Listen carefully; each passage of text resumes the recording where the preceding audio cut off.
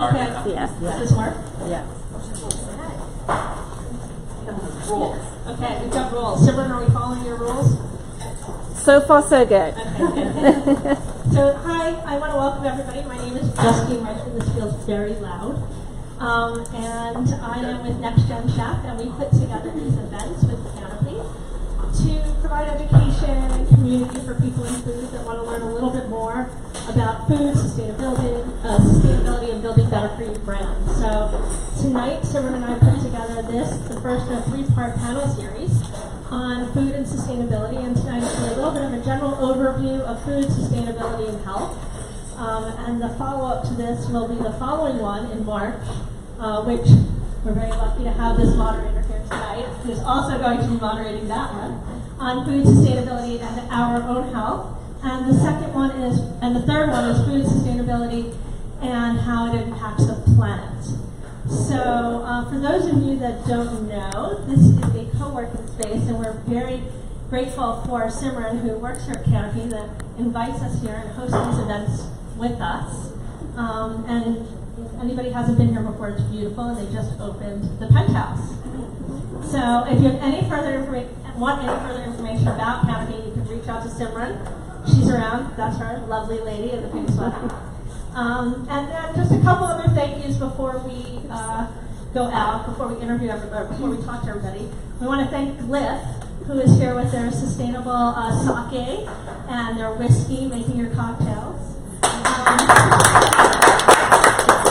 And then if you all tried some snacks tonight, you'll have Udi, who's on our panelist from Just, tell you a little bit more about that, what goes into that, and I hope you guys all enjoyed those.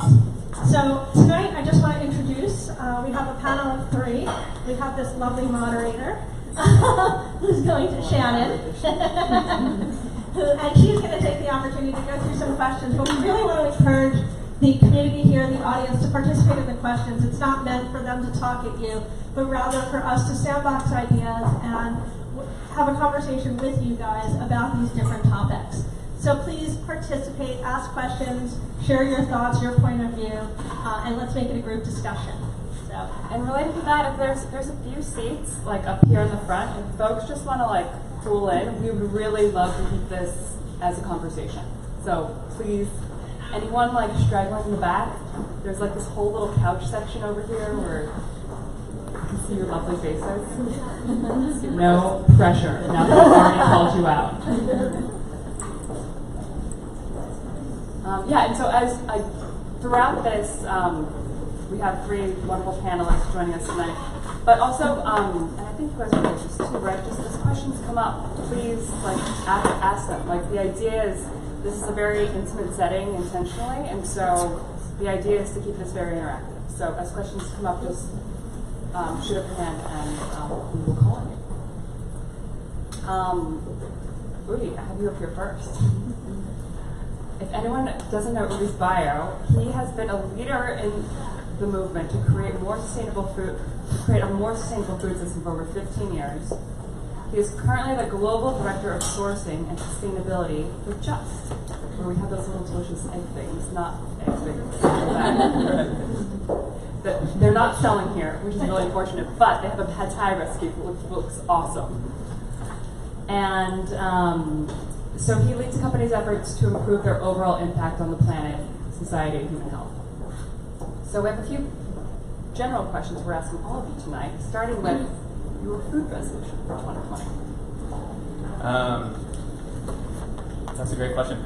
Mine is actually not as excited as probably others might be, but it's simply to cook more, eat out less, and just be a little bit more, kind of go back to feeling like really engaged with my food here in San Francisco, so here in the city, and so that's my personal resolution. Okay, so let's unpack that a little bit. Yeah. How do you actually, yes, great goals, how do I cook at home more, but how do you really, what do you need to do to prep for that, for instance? I usually get home, I've been running from meeting to meeting all day, famished, I hop onto caviar, and it's literally the first thing, although I have been getting it made this thing called the fridge later, which is whatever is in the fridge you make, and you sort of put it into a pan. hasn't really failed. There's been a couple failures, but Well, it's only February, so I'm still getting going. but how do you like? Yeah. What does that actually look like? How do Yeah. you- Well, I mean, it's really just been like, so I used to run farms, and I moved to California to run a farm, and Everyone hear him okay? Are you- Oh, yeah. sorry. I don't know if this is on. This is on. It's on. It's on. But since moving to the city and working and living in the city, it's been like a long time since I've actually gone to the farmers market, surprisingly, and it just feels too easy living in the Mission to just eat out. So it's more of and it's often cheaper than the way that I like to eat if I buy things myself. But it's more just a resolution to like go to, spend my weekends a little bit more diligently buying groceries and using online resources to just come up with really great recipes. And it's not that exciting, I must admit, but that's kind of Where do you what buy I wanna groceries? do. That's a very yeah, exciting question. yeah. Well, I live above fire rights, so that's super dangerous. That is yeah. Okay, wait. So that company, Yeah. I used to work for this venture fund. That company, this is like 7 or 8 years ago, does 44 million in top line revenue. That's not even including their ice cream business. No, I think Like, they were the most. They were the highest earning Of those business 2 locations. per square foot in America. They're the second highest earning business revenue earning per square foot of retail space. Wow. Can you guess what number 1 is? Mac stores. So that's I don't know if that's true or not, but Really good business. yeah, I mean it's a great business, but I don't buy all my groceries there because I'd be totally broke. But yeah, so the Ferry Building Farmers Market or different markets. I have a lot of good connections with farmers and things like that, so I do go see them and visit them. But generally, yeah, just Gus's is a phenomenal source. My local, I call it the Asian Organic Grocery Store, which is Duck Loy on Mission and 18th. It's on the corner Is of someone Mission. taking notes? That's I'm a not good one. And yeah, I mean, and then just meal prepping. I just recently started doing that, and I know that's a thing that a lot of people do. That I've never been good at that, and now I'm doing it, and it's pretty great. I have to say. So that's my kind of boring personal resolution. That's not boring. All right. We could just go down. Can I do your bio? Just so we all know who we're talking to. Sorry, I'm just making you. So I'm an 11th hour fill-in, by the way, guys. This is not my. But doing a great job, Great, to thank say, you. right? Amy Great is job. the COO at Replay. She coordinates the logistics, streamlines systems, and fosters partnerships with donors and recipients. Why Replay? She loves being part of an impactful organization that is helping to alleviate food waste and hunger. In addition to reading 1 book per week, really? 1 per week? Wow. What was less than Well, currently, useful phrases for immigrants. Useful phrases for immigrants. It was a book of short stories. Nice. All right. Pop quiz, hot shot. She loves to cook, bake, hike, travel, and spend time with family. So, what food resolution for 2020? Yeah, my food resolution for 2020 is just to eat more plant-based. I know it's also kind of like everyone's food resolution, but I came from a family that didn't eat a lot of meat, not because we didn't like meat, but because we were kind of poor, and that's kind of how those things go. And as I've gotten older and I've just started eating more meat and living in the Bay Area, honestly, I think everyone has this idea that we have all of these options, which we do for vegan and vegetarians, but most restaurants are still pretty meat-based. And when you actually, decide, okay, when I go out to eat, I'm going to eat plant-based, it's maybe, 1 or 2 options, and when you're used to having a plethora of options and something else that's meat-based looks better, it can be difficult to swing out of those patterns. And so my resolution has kind of been, 1, making sure that my breakfast and lunch, at least, are plant-based, although today I faltered because when I went to the farmer's market this weekend and tried to get the vegetarian tamales, they were out of the vegetarian tamales. It was just like, trying to have contingency plans and being okay when you're not What does a perfect. contingency plan for that look like? I didn't do a good job, and I was just like faltered because it was the polite situation. I wasn't gonna be like, I'm just not gonna buy from you now. and I just faltered. But my other contingency plan, me and my best friend who's sitting in the audience, we have weekly dinners where we get together, and telling her like I'm trying to eat more plant-based has been, that's like a way to keep myself accountable of like I don't necessarily want to tell everyone, although I'm telling this from strangers, but telling my best friend and being like, hey, like I want to try to do this, like you don't have to, but like for our weekly dinners I'm going to start making. She's totally down and on board, and I feel like it's something that everybody is pretty, at least in this area, pretty easy to get behind, and so doing it, trying. So what are like 5 things you're buying at the grocery store to eat, like have a more plant-based diet? Like what? A shit ton of kale, and lots of beans. The Instapot has been really helpful for cooking beans quickly from dry. We actually were talking about this in the office the other day, that dried beans are really a pain in the ass. And so that I've been really into roast cauliflower lately. And I think, the thing with eating more plant-based is just like giving myself the freedom to eat dinner that makes sense in my head, even if it doesn't make sense to other people, which is like I had so I don't know if you're all around the internet and have seen Alison Roman's pasta with shallots and caramelized tomato paste. Okay, so that sauce makes double. There are anchovies in it, but we're working on it, okay? So eating a thick slab of toast with that smeared on it and some white beans and some roast cauliflower, and that's dinner for me, and that sounds good to me, and maybe I add an egg on top, or maybe I don't. And just being like, that's dinner and that's fine. I'm really hungry. I know. Is someone writing this book down? I feel like I'm like, please, they're sharing notes via the CANOPY website later. But yeah, so not like having this. NextGenChef. We'll put it on the video. It's also live on Facebook right now. And Instagram. Oh, great. NextGenChef and So I should have CANOPY. said fuck. Probably not. Sure. Oh, well. Yeah, exactly. So yeah, so just, yeah. Okay, good answer.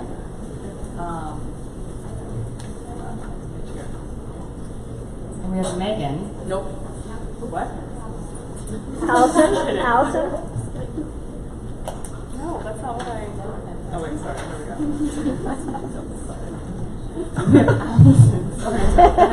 No worries. Again, Love and Sour Edition.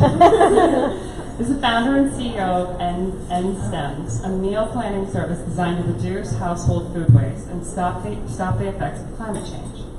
Allison turned 15 years of professional chef and entrepreneurial experience into a solution to help eliminate both weeknight dinner stress and food waste in one clever step. So, 2020. You guys ready for this? I'm going to eat less meat. No joke. I'm not even kidding. I'm laughing as you guys are saying this. I think what's really interesting is I'm approaching this a little bit differently. I have 2 little kids at home, and I'm a private chef and a caterer, as well as having ends and stems. So I cook a lot for other people. So my goal in eating less meat and more plants is to just cook 0 meat at my house for my family. So I'm not a vegetarian, I don't intend to be a vegetarian, and I actually will still eat meat if I go out.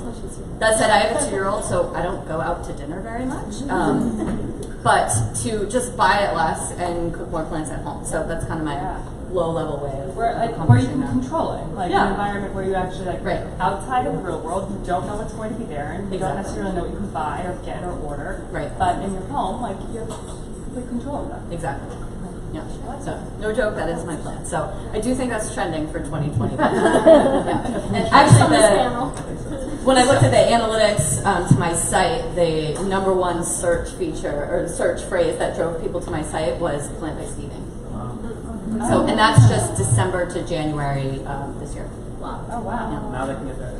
Yeah. So top 5 things that you buy at the grocery store, what are they? If you're trying to eat less, if you're not cooking meat at home. Definitely cauliflower, canned garbanzo beans because faster, easier. We love rice. I love short grain brown rice is my favorite. Are you making Anything. hummus? Yeah. No, usually I just roast them actually. So How do you roast garbanzo beans? oh yeah, drain them, dry them off a little bit, and then mix them with any spice blend of your choosing. So even if it's just paprika and cumin, a little bit of salt, drizzle with olive oil, and just roast until they're nice and crispy, so they stay creamy on the inside but crispy on the outside. So my go-to, super easy weeknight dinner with anything you have in your fridge is some kind of grain, Everyone quinoa, brown rice, whatever you have. Tonight. A sheet pan filled with vegetables, Okay. whatever you have, chopped up, garbanzo beans, drained can of garbanzo beans, and then my favorite combo is miso butter. So half miso, half butter. Mix it up and smear it on all that. Roast it till it's soft and crispy at the same time. Put it on top of your grain. Done. And you eat that all. Oh, I love that. It does take like 20 minutes in the oven, but it's like 5 minutes of prep. So then you Right. can go do something else. Super easy. Okay. What temperature? I like hot and fast, so 425 always. I keep throwing 425 is the new 350. So base of the temperature, 425 all the way. Okay, sideball. What's that? Curveball. What do you guys think of nutritional yeast? This has been like my go-to. I like it. Most of you use Yeah. nutritional yeast up here. No one? Yes. I see one hand, 2 hands, 3, 4. Okay. Definitely. Okay, 4 hands. I'm mixed. Mixed? Yeah. It feels a little weird. I don't really know if I'm doing whatever it's supposed to do right. I don't know. Okay. Maybe I need some tips. Putting it on something. Yeah, put it on something. It's great on cauliflower. It kind of Yeah. gives a, I don't know.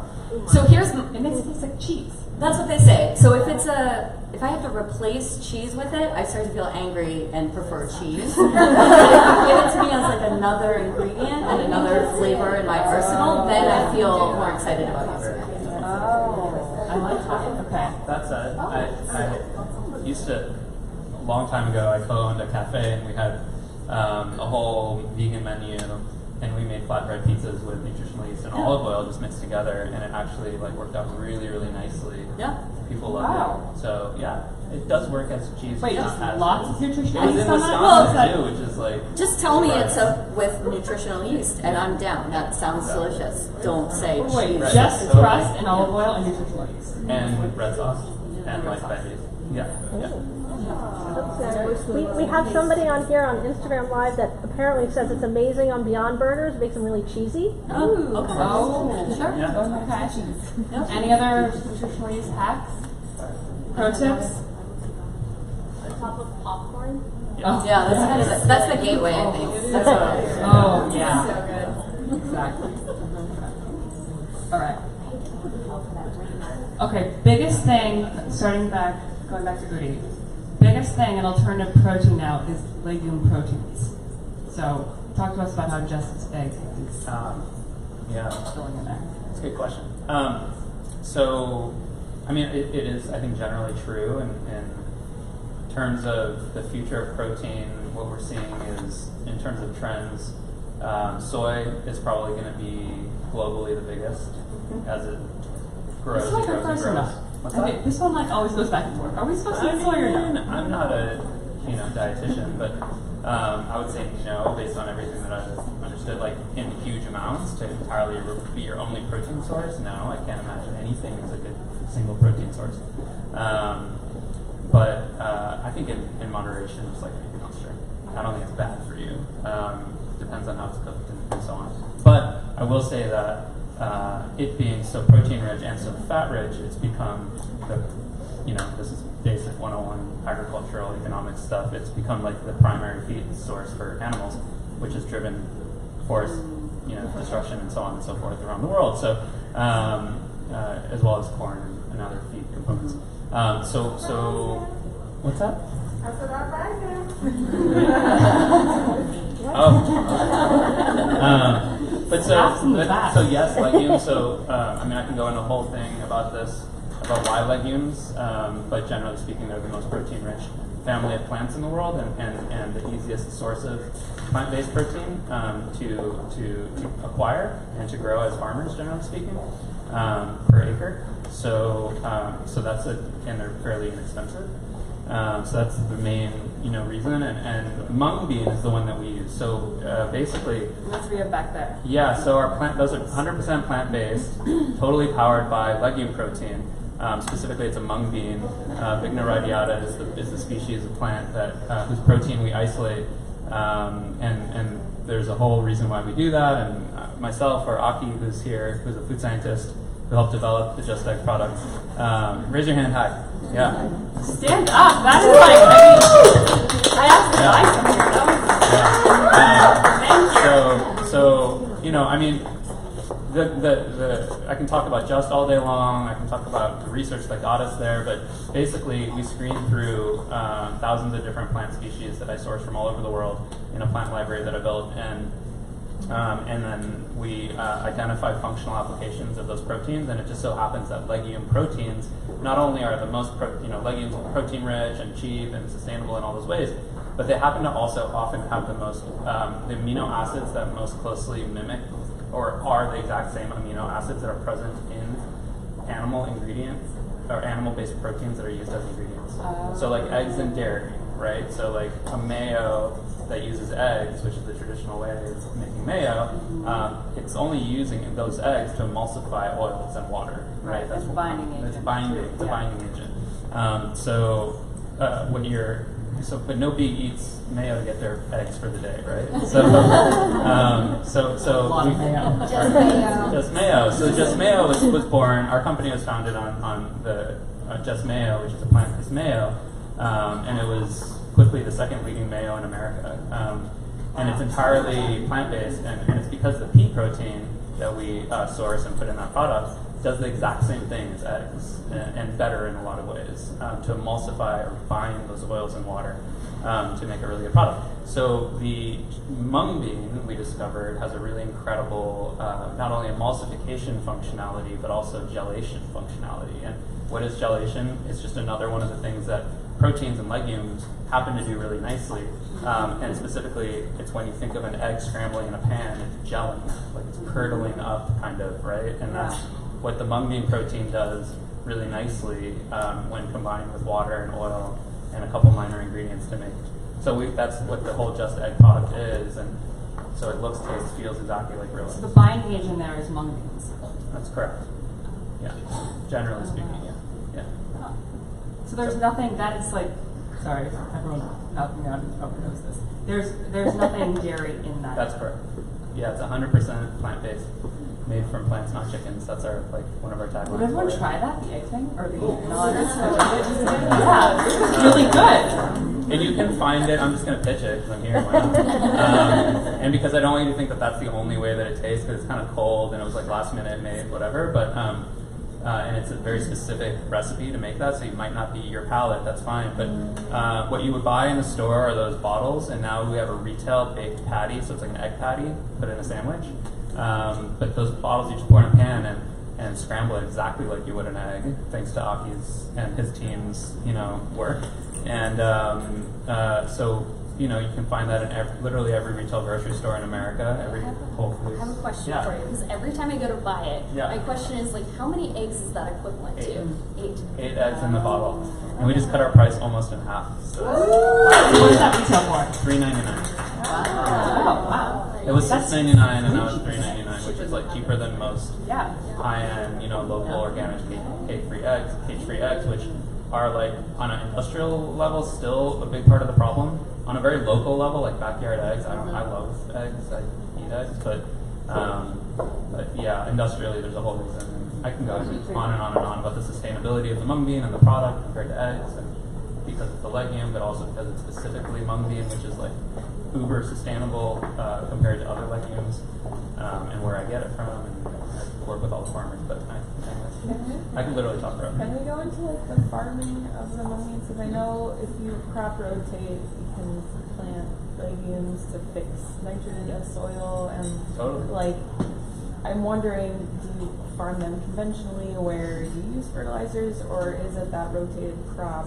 Like how does all of that work? That's a Can everyone hear that question? Okay, I can repeat it. She asked, is it true that, or she said she heard that, legumes such as mung beans can be rotated with other crops because they, one of the reasons that's a good idea is because basically all crops require certain nutrients, nitrogen, potassium, and many other things. So nitrogen is one of the key elements in the soil that helps plants to grow and to create fruit and flower and things like that. But it has to be in the soil. And so what most crops that are not legumes do is they feed off of the nitrogen in the soil. They use it, but they don't put it back in. There's no source to put it back in, and that's why you use fertilizers. Often that's nitrogen. That's your nitrogen application. Is to put in a cornfield or a wheat field or a cotton field. It's to put nitrogen back in the soil. But if you, after you harvest your grain or your cereal or your grass crop, whatever, you can plant legumes, which do what they call fixed nitrogen, which is simply putting nitrogen back into the soil through their roots, simply put. And so therefore, yes, that reduces the reliance on fertilizers. Most people still use fertilizers, but it's certainly a good way to put kind of nitrogen back into the soil and create more of a closed loop. Mung beans are really, just as good at that as any other legume. And the beauty of mung beans specifically is that it's a very short season crop. So it can be grown in like 60 to 90 days, 60 to 80 in certain temperatures, in high temperatures. So it's a really great economic opportunity and for a lot of farmers to kind of put in at the end of the season or at the beginning of the season. So I'm in charge of all our farm program development around the world and mostly work in the developing world because that's where most mung beans are grown. But I'm trying to Where build. are most mung beans grown? Well, I'm trying to build a domestic supply right now too. But the biggest They have producers. a big carbon footprint then. No. So they require less.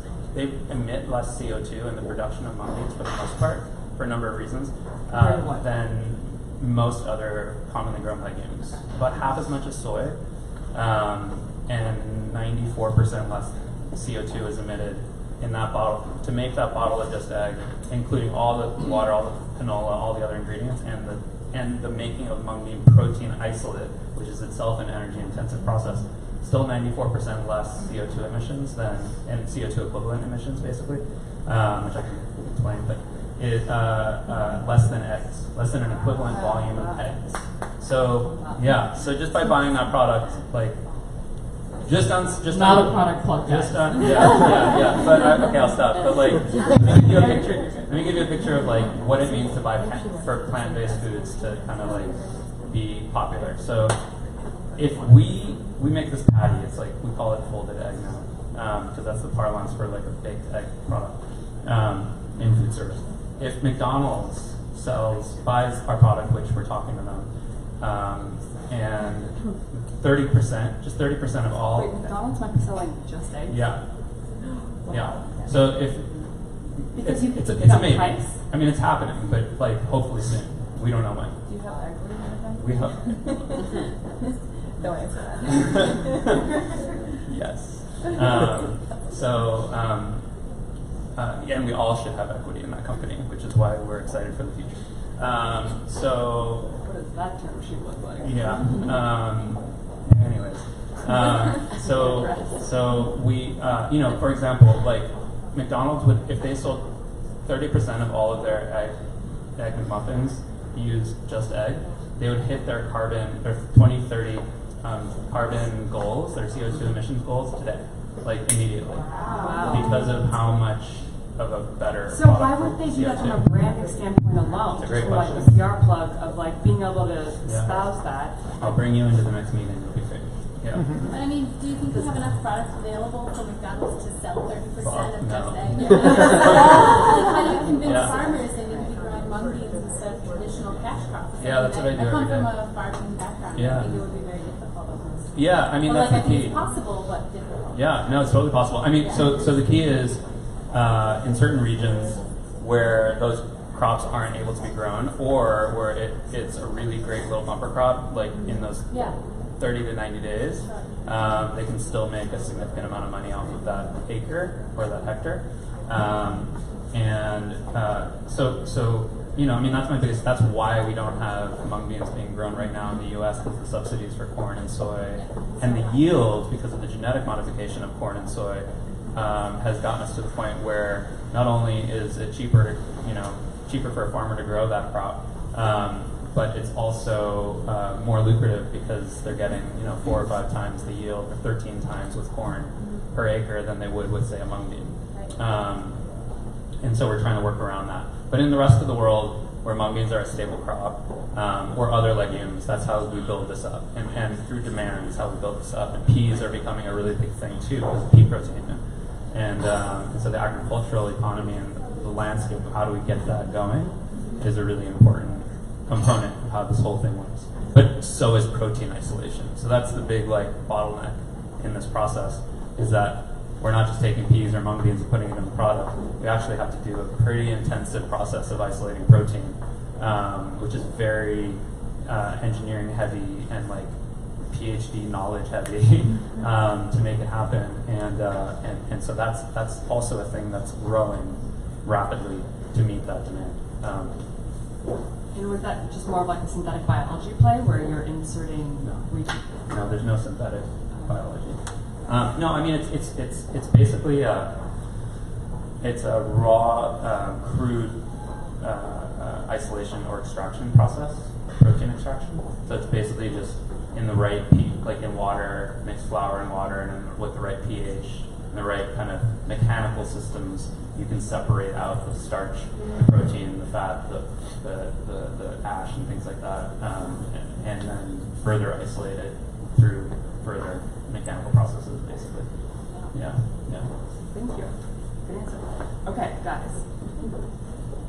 What are you most excited about in terms of, we've heard from about legumes and mung beans. So what are you most excited about in terms of, biggest trend in food tech right now? So, if what you're doing is a very PhD heavy, if you go all the way to the other end of the spectrum, that's where I live, and that's what I'm working on, which is very simply to get people to cook and eat the food that they already have access to. Fridge. Yeah. Eat what's in your fridge. Buy less. Pay attention to what's going on in the grocery store and buy only what you need, and then follow through and cook it. So our individual footprints to reduce household food waste is what I'm trying to do. So no education needed, just a little bit of motivation, a little bit of inspiration. So the way my product started is by just interviewing thousands of busy families and busy people who, like you, come home at the end of the day and you're like, oh, now I need to eat. Right. And you just need something quickly. So by trying to get them to think about that feeling, you know you're going to have that feeling. So how can I get you to take action a day or two earlier to set yourself up for success when you come home feeling that way and knowing that the easiest thing to do is order from Caviar. So by taking that and turning that into something that's easily accessible through technology, through essentially an app to tell you what to cook, tell you what to buy, and then very simply motivate you to meal prep, whether it's a day in advance or the night of, you can pull off dinner very simply with a personal chef by your side. So that's what I'm working on. So in the audience, how many people, then I'll get to you one straight, how many people do meal prep in the room?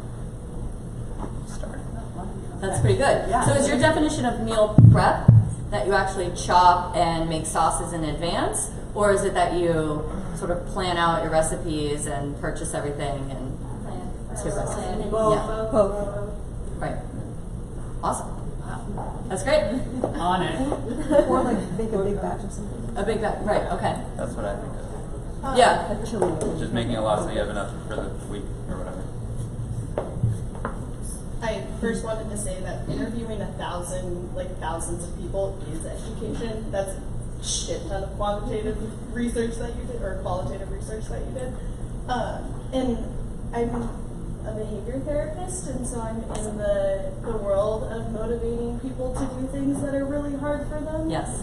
And I'm wondering what about ends and stems helps with that motivation process, because that's where I fall flat. Is I Definitely get home and I'm like, there's no way I am motivated to do anything except sit on my couch right now. So I've gotten the question a lot of how did I get, usually from other founders, how did I get 1,000 people to take my survey? And very simply, I just called it, what do you hate about cooking dinner? And then everybody was dying to tell me what they hate about that. So it was very easy to get people to click on that and follow through on that survey. So I can't help you if you're in another industry and you can't ask a question like that.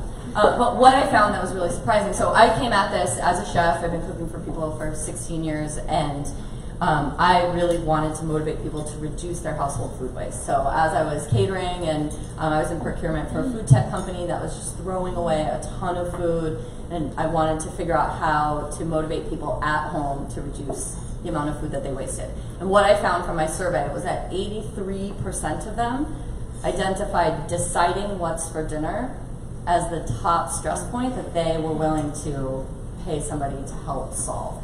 So my favorite joke that I keep going back to, it's probably not mathematically proven, but if somebody could put numbers to this, it would be great, is I read somewhere that there are more recipes online than atoms in the universe. I mean, that's true, but it's funny. It's probably not true, but you relate to that feeling, right? So people don't sign up for Ends and Stems or continue paying for the service because I write recipes for you, but it's to get access to me curating your meal plan for the week. So it turns out to be about $2 a week to use the service, and using all of the thousands and thousands of people that I've cooked for, putting together a meal plan that's really simple and doable, and then telling you which pieces to pull out, which can you do on Sunday to get ahead, and then how can you make these really very approachable, doable, but wholesome dinners. So another thing I'm really interested in is like Allison Roman, and though hers are fairly easy, but there's this whole world of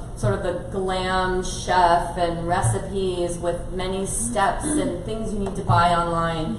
And there's just such a gap between what we see out there and then what we're actually willing to pull off when we get home hangry and need dinner. So my recipes are very simple to fill that space, and I recommend just 3 per week. Some people only elect to cook 2, so that's good for food waste too, so that you are buying a reasonable amount, really a doable amount. So it's just, it's approachable. And then I hope to also motivate people through community, through Instagram following, through an impact report that we deliver each week that has this crazy math of, I can defend it, but it's crazy, of compared to what the average family would do if you follow the Ends and Stems plan, how much less carbon you have released by letting your food rot in the landfill. And then because if I tell you you saved 5 kilograms of carbon dioxide, who's excited? Nobody, right? You don't know what that means. So we convert it into slices of pizza. So every week I tell you, you've saved 6 slices of pizza from rotting away in the landfill. And our community to date, since launch in July, has saved almost 400,000 slices of pizza. So when you see that, even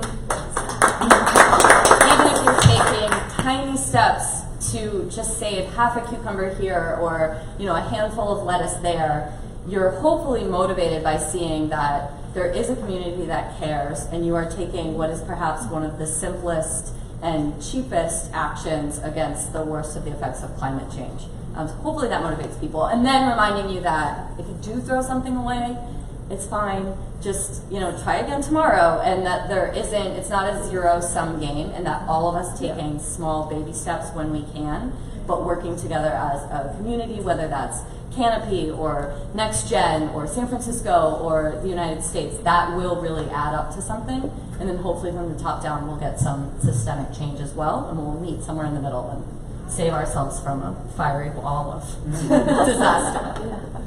Who's with me? So, within your work, One second, here comes the mic. Thank you. thank you.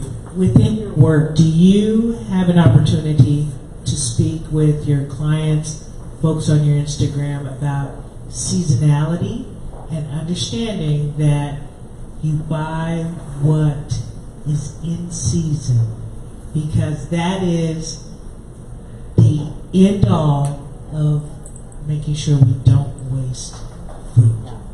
Yes, I snaps to that. I totally agree. So one of the questions I get often is people mishear or misunderstand that it's just an online recipe platform, and they think that I'm mailing food, which I have no intention of ever doing, because I'm very, very skeptical of a handful of fulfillment centers shipping food to all corners of the country, and also just how that's happening. And I want to actually just empower people to go to their local farmers market and buy what they see. So I do a couple of things.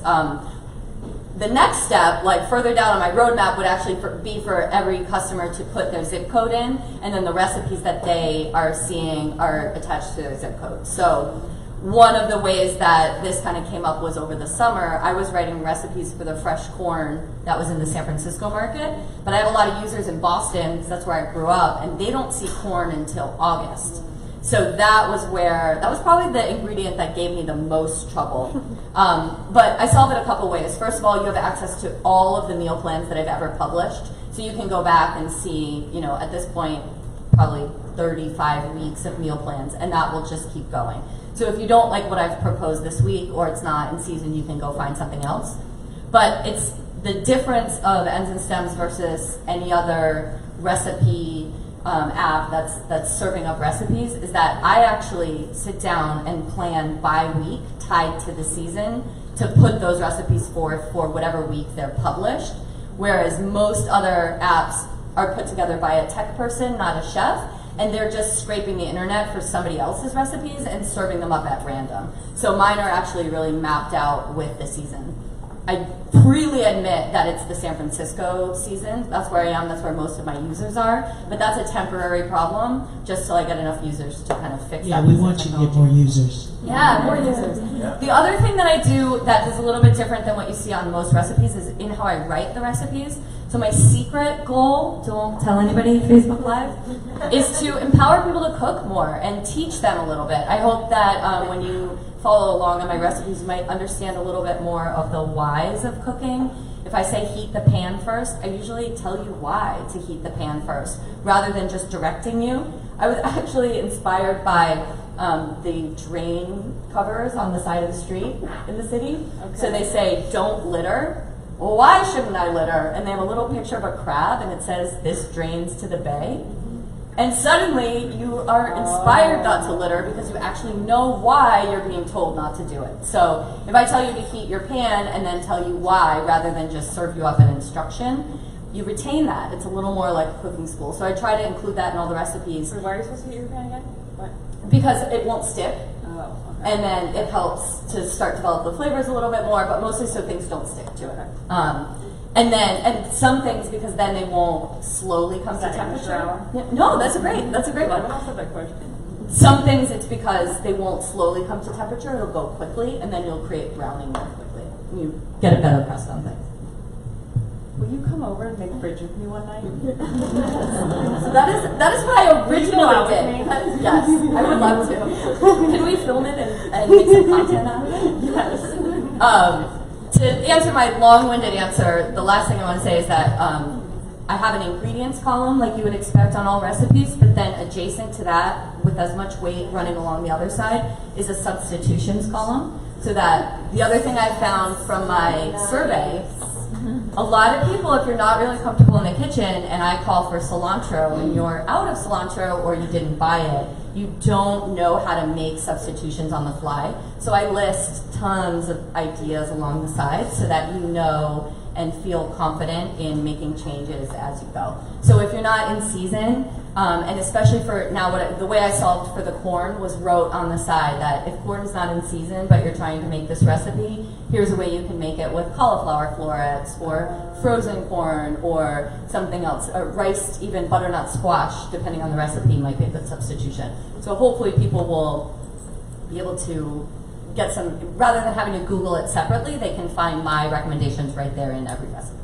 Thank you. Thank you. Thank you. Did you go? No. Please, God, what are we waiting for?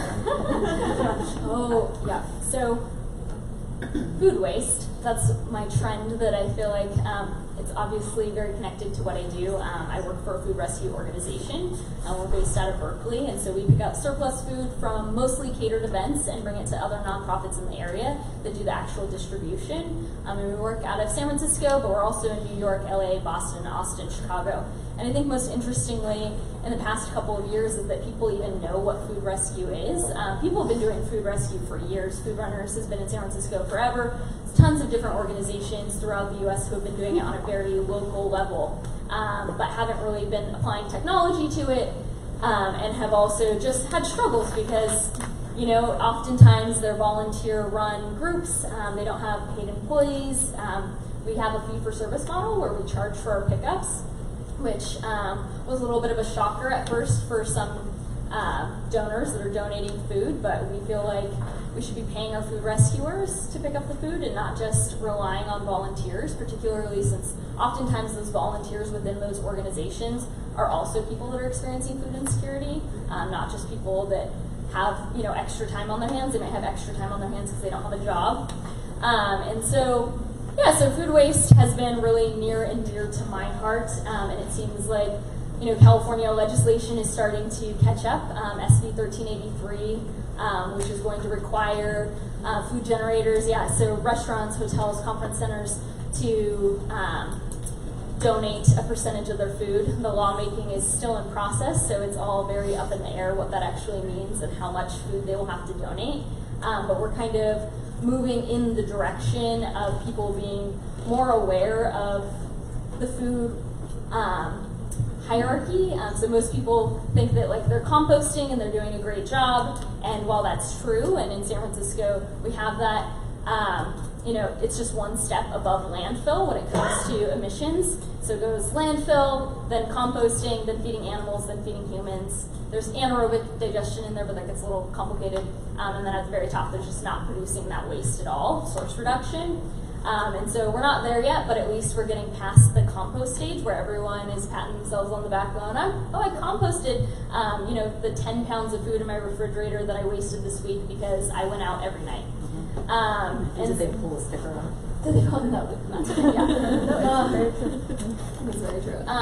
So we're finally, I feel like, moving in a direction where that's trending and people care, where we're getting larger restaurant chains that are interested in donating and having conversations.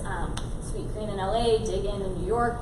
There's different organizations that are starting to try to figure out how they can do this, and while they don't always end up working with us, they do typically end up figuring out some sort of way to reduce their reduce the actual amount of surplus that they had to begin with, or they work with some other food rescue organization, and really that's what we want to see. We want to just see that food not going to waste.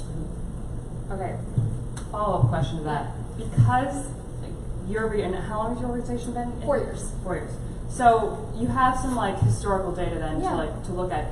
Is there anything? Do you look at predictive analytics around this? Is there anything you can see tomatoes in May that beans all the time in the Bay Area. People don't eat beans here apparently, and tofu. There's lots of ways. So I should also give mung beans. They're not serving a lot of mung beans.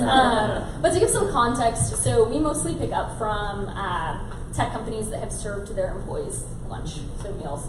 And so oftentimes the ordering is just not quite right, and they're trying to make sure that there is food for everyone. And so there's lots of rice, lots of beans, lots of tofu that goes to waste. But I think the most interesting thing is the predictability weekly. It's Fridays, people are out of the office. There's going to be more surplus. During Burning Man in the Bay Area, there's seriously? Yeah, no, seriously, it's ridiculous. And we actually did separate marketing this year because of it, and are trying to engage more with our donors to inform them of when those patterns are coming. But the first step is getting people to donate to begin with and to be aware, and then the next step is kind of that behavioral change and getting them to understand that yes, while you're donating, that's great. We're super happy. Good job. Also, we can predict when your donations are going to be even higher, and let's maybe try to bring that in. Yeah. Audience, here. Here.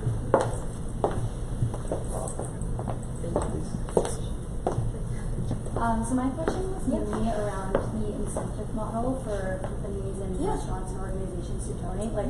You mentioned that you charge a fee. Is that kind of reconciled by you guys providing services to help them limit how much food they plan for and so forth? Yeah, so I'm going to be really honest with you. I think in the Bay Area, it's a lot of guilt, right? Honestly, people, are working in tech companies. They're getting fed 3 meals a day, and they are walking past people that clearly are unhoused on the streets, and they are aware of that problem, and I think that it does help to ameliorate that guilt. But also people, the office manager that's dealing with that food every day, it sucks to throw away a tray of food. it really sucks to throw away 20 trays of food every single day. And so oftentimes what we see is it's coming from that office manager or from the facilities team who is seeing, a ton of compost going, hey, what's going on? We need to fix this. And really, office managers tend to be the ones who are championing our services. And part of the way that they can do that is, one, it saves them time because they're not having, it takes time to deal with that waste every day.